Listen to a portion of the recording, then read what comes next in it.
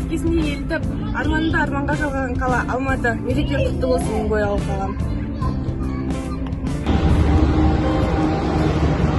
Көктөбе Алматы қаласының ең биік нүктелерінің бірі болып табылады. Сонымен қатар Көктөбе өзінің әсемдігімен және де таза ауасымен ерекшеленеді.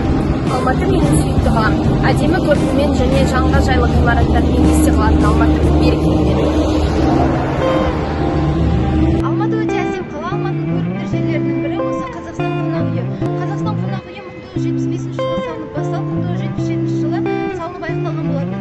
Алматының орталығындағы бұл әсем қонақ үй республикалық деңгейдегі жоғары құрылымды мейрамхана болып табылады. Биіктігі 102 метр, 8 қабаттан тұратын қонақ үй Алматының символы болып және көрікті жерлерінің бірі ретінде саналады. Алматы ел мақтанышы, мұнда қызмет етуде білім алуда бақыт.